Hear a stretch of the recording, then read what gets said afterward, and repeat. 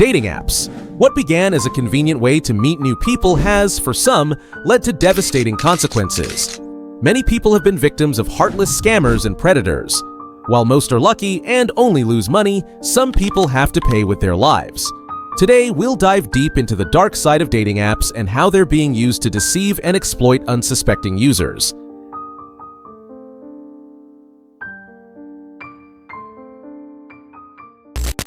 Dating online has been with us for almost 40 years. Since 1995, dating online has been gaining popularity. As of today, roughly 400 million people use dating apps. The most popular were created in the late 2000s, with new ones being published to this day. And while meeting people online sounds intriguing, it bears great dangers. In the digital age, dating apps have become a breeding ground for predators. It has been proved in a study that many predators find their victims online. The study, conducted by BYU nursing professor Julie L. Valentine, reviewed the records of nearly 2,000 sexual assault victims from 2017 to 2020. It revealed that 14% of the assaults happened during the first in-person meeting after connecting on a dating app. These cases were particularly troubling, as attackers specifically targeted victims with mental illnesses and other vulnerabilities, leading to significantly more violent assaults.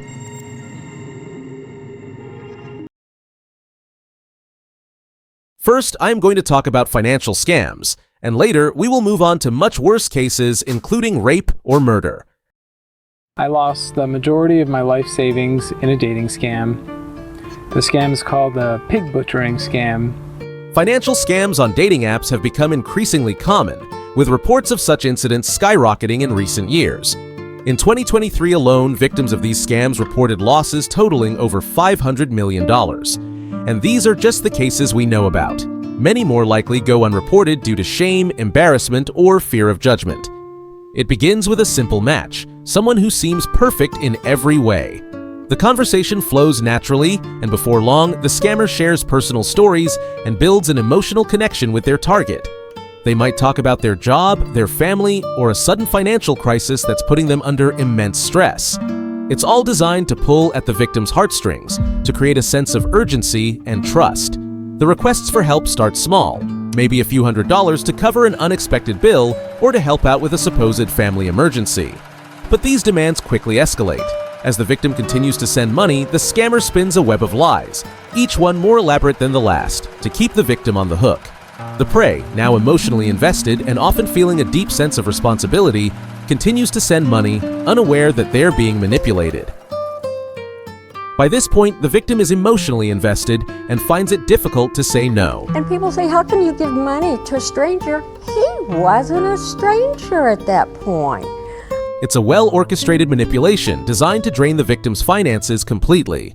You know, they build you up, and then it's like they cut your head off, and essentially that's it. And then your whole life savings is gone in my case, and your heart is broken, and that's...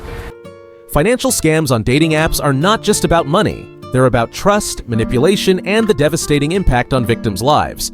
For many, it's not just the loss of their savings that's painful, it's the emotional betrayal, the realization that someone they cared about was using them from the start.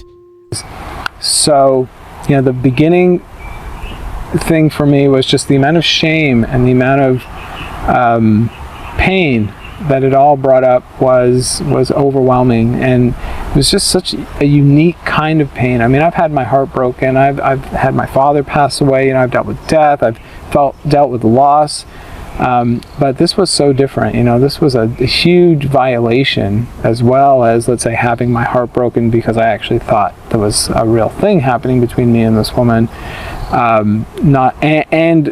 Just like what that money represented. These criminals are often part of organized networks that operate internationally, making them difficult to track down and prosecute. They use fake identities and steal photos and personal details from real people to create convincing profiles. Once you realize what's happening, it is already too late, but things can always be much worse.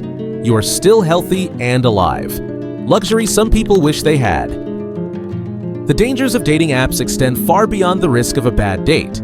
According to recent studies, the number of violent crimes linked to these platforms is rising at an alarming rate. These aren't just statistics, they're real people whose lives were irrevocably shattered by individuals they met online. an exchange of messages, a growing connection, and the anticipation of meeting in person. What these victims didn't know was that they weren't chatting with a potential partner. They were engaging with a predator, someone who had meticulously planned their next move, who would stop at nothing to fulfill their violent intentions. For many victims, that first in-person meeting would be their last. The trust they placed in a stranger, the hope for a connection. In these cases, the predator isn't just seeking to exploit, they're seeking to harm, to violate, to kill. When a violent crime occurs, tracking down the perpetrator is difficult, especially if they've taken steps to cover their tracks. For victims, coming forward is often traumatic, and many fear retaliation or being blamed for what happened. The murder of Grace MILLANE is the most famous case when it comes to Tinder. Grace was a student at the University of Lincoln, where she earned her degree in advertising and marketing. After graduation, she saved up for a year-long backpacking adventure. In 2018, her travels took her to New Zealand, where she matched on a dating app with Jesse Shane Kempson. Grace wasn't initially keen on meeting up, but Jesse managed to convince her. They met in a public spot, had a few drinks, and hit it off. Grace even texted a friend saying they clicked well. After the night out, they went back to Jesse's place. The next day, on her birthday, Grace's family and friends were bombarding her phone with messages, but she never replied. This was out of character. Grace was someone who shared almost everything with her loved ones, constantly sending pictures and updates. Their concern quickly turned to panic. Police found out that Jesse had strangled Grace in his apartment, stuffed her body into a suitcase, and dumped it in a forest near the road. After Jesse's arrest, two of his ex-girlfriends came forward to the police. They revealed how Jesse had beaten them, threatened them, and stolen their money. His brother-in-law described him as a pathological liar, saying Jesse lied about everything, to his family, his partners, at work, to anyone he could. Right after killing Grace, Jesse went on another Tinder date. Thankfully, that woman sensed something was off and didn't follow him to his car. She could have been his next victim. And if that wasn't enough, it came to light that Jesse had raped a tourist just 8 months before he murdered Grace.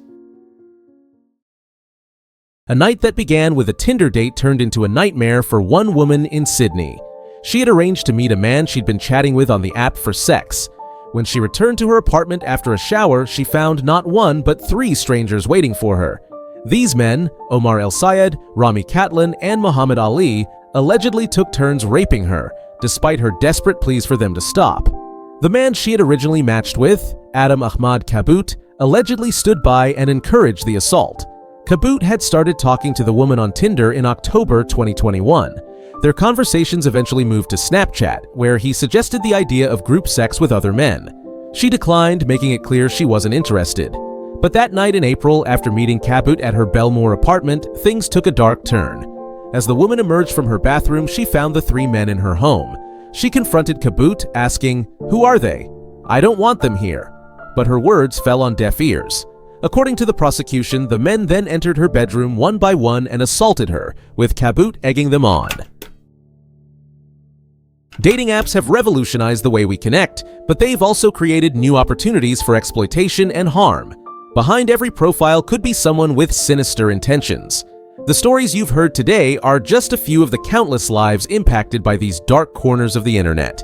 If you or someone you know has been affected by a dating app scam or assault, you're not alone. There are resources and support available. Reach out, speak up, and help spread awareness so that others can be protected from these predators. Stay vigilant, stay informed, and most importantly, stay safe.